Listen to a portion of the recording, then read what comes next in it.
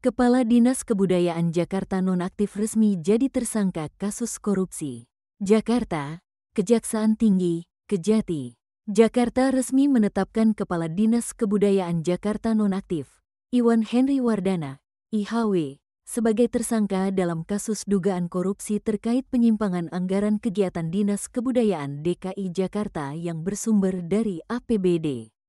Penetapan tersangka ini juga mencakup dua orang lainnya, yaitu MFM selaku PLT Kepala Bidang Pemanfaatan, serta GAR, pemilik event organizer, EO, yang terlibat dalam kegiatan tersebut. Kepala Seksi Penerangan Hukum Kejati Jakarta, Syahron Hasibuan, menjelaskan bahwa IHW, MFM, dan GAR sepakat untuk menggunakan tim EO milik GAR dalam menyelenggarakan kegiatan-kegiatan Dinas Kebudayaan. Melalui penyimpangan ini, uang yang semula dicairkan untuk kegiatan tersebut diduga dialihkan ke rekening GAR, yang kemudian digunakan untuk kepentingan pribadi IHW dan MFM. Penyidik Kejati Jakarta telah menahan GAR di Rumah Tahanan Negara Cipinang selama 20 hari.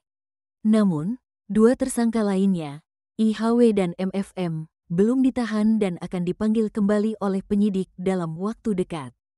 Perbuatan ketiga tersangka bertentangan dengan sejumlah undang-undang yang mengatur penyelenggaraan negara yang bebas dari korupsi, kolusi, dan nepotisme, kata Syahron.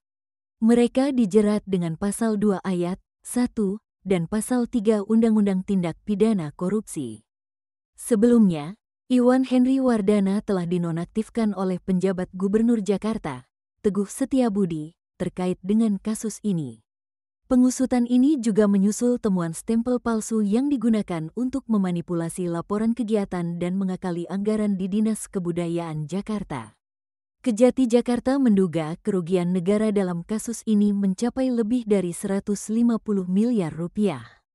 Kasus ini kini telah naik ke tahap penyidikan lebih lanjut. Kejati Jakarta berkomitmen untuk terus mengungkap penyalahgunaan anggaran yang melibatkan pejabat publik.